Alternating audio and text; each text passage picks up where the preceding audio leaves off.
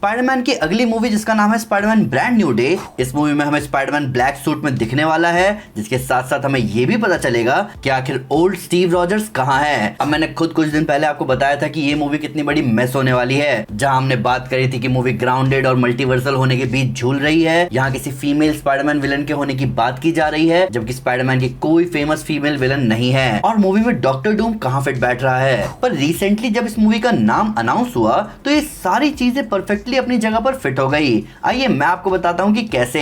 ये movie grounded होकर भी आसमान की ऊंचाइयों को छुएगी, जो ऊंचाई नो वे होम ने देखी थी।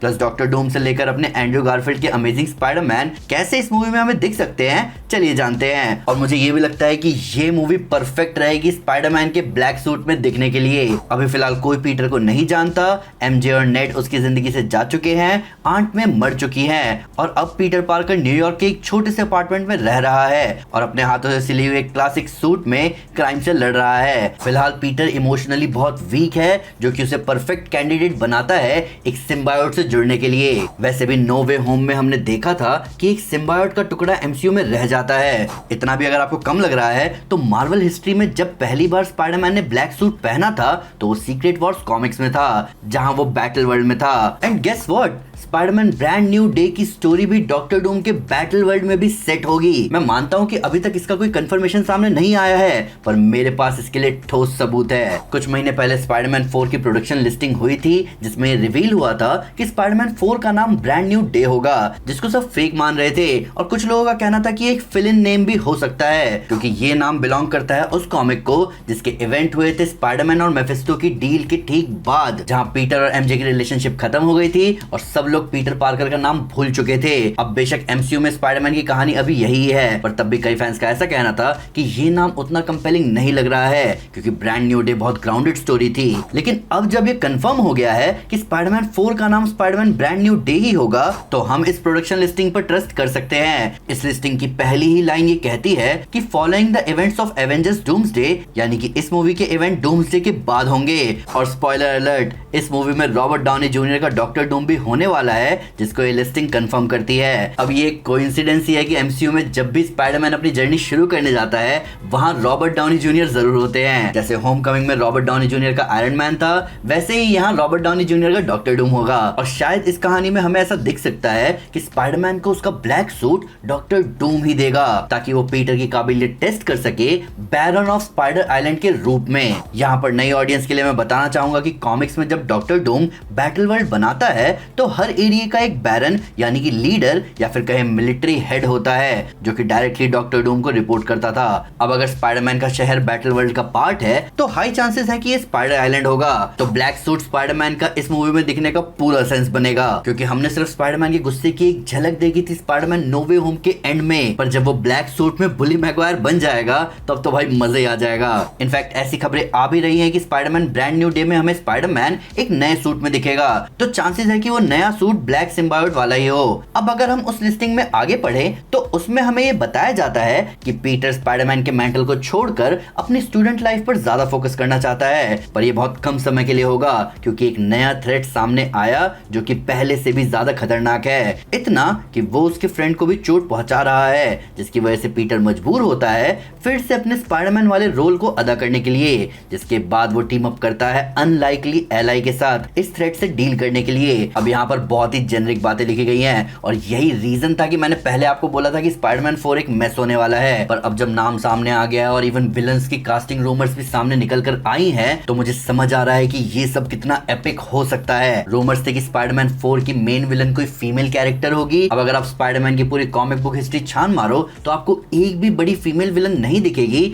जो कि सिनिस्टर 6 के आसपास भी आती हो। पर एक कैरेक्टर है जिसने थोड़े बहुत झंडे गाड़े हैं, मैं बात कर रहा हूँ स्पाइडर क्वीन के बारे में। इसने पूरे न्यूयॉर्क के लोगों को स्पाइडरमैन की पावर्स दिलवाई थी, जो कि बाद में स्पाइडर मॉन्स्टर बन गए थे।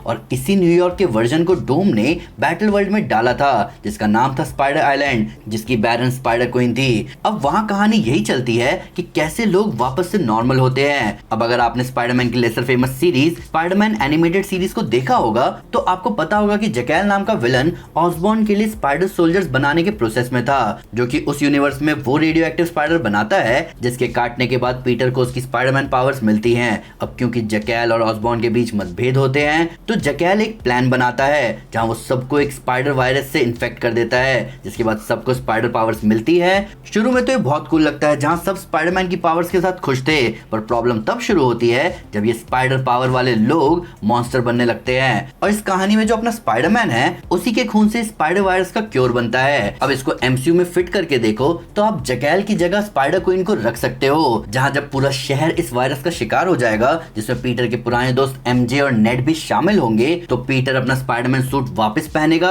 और निकलेगा इस प्रॉब्लम को ढूंढने, क्योंकि वो उन लोगों में से एक होगा जिस पर इस वायरस का कोई असर नहीं होगा।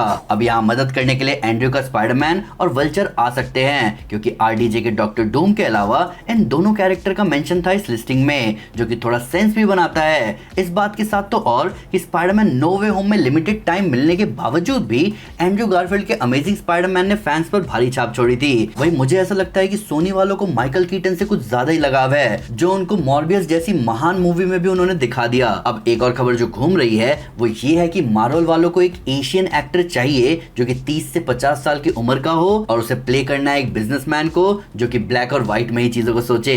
अब इस डिस्क्रिप्शन में मिस्टर नेगेटिव फिट बैठते हैं। साथ ही ब्रांड न्यू डे की कॉमिक बुक स्टोरी लाइन में भी मिस्टर नेगेटिव का अच्छा खासा रोल था।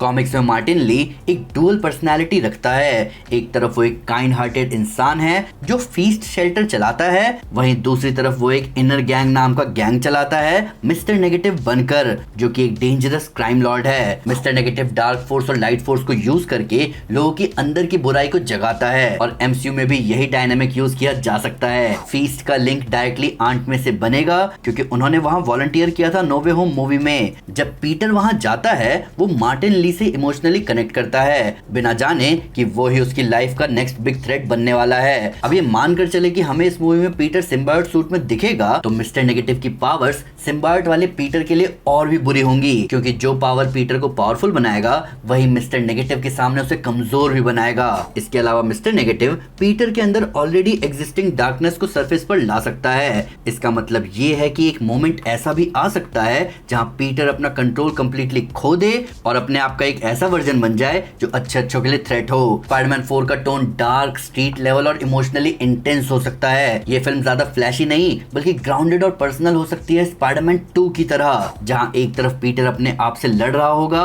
वहीं दूसरी तरफ उसका सामना होगा एक ऐसे विलन से जो उसके इमोशनल घाव को वेपन बना रहा होगा, यानी कि मिस्टर नेगेटिव की। एंड में या तो पीटर अपने सिम्बायोट सूट को रिजेक्ट करेगा या वो सूट को फोर्सफुली हटाएगा, जो कि गेट खोलेगा वेनम की एमसीयू एंट्री के लिए, जिसको हम सीक्रेट वॉर्स में भी देख सकते हैं। अब मैं यहाँ वेनम के इंट्रोडक्शन की बात पर इसलिए भी स्ट्रेस दे रहा हूँ क्योंकि हमने स्पाइडरमैन 2 गेम में देखा है कि कैसे मिस्टर नेगेटिव ने पीटर को एंटी वेनम बना दिया था और स्पाइडर आइलैंड वाली कहानी में एंटी वेनम स्पाइडर मॉन्स्टर को आराम से क्योर कर रहा था। यहाँ तक कि मिस्टर फैंटास्टिक ने एंटी वेनम की मदद से ही इसका इलाज भी बनाया था। तो ऐसा हो सकता है कि पहले स्पाइडर क्वीन और मिस्टर नेगेटिव एक साथ मिलकर काम कर रहे हो, पर आगे जाकर स्पाइडर क्वीन मिस्टर नेगेटिव को आउटस्मार्ट कर दे ताकि वो सबको स्पाइडर मॉन्स्टर बना सके और सब पर रूल कर सके, जिसके बाद मिस्टर नेगेटिव टीम अप करें स्पाइडरमैन के साथ ताकि वो लोग स्पाइडर क्वीन को रोक सके। तो इस हिसाब से लिस्टिंग की लाइन परफेक्टली सेट हो जाएगी कि स्पाइडरमैन टीम अप करेगा एक अनलाइकली एलाई के साथ। यहाँ एक सिमिलरिटी जो मैंने नोटिस की वो ये है कि कॉमिक्स में जो स्पाइडर किंग बनता है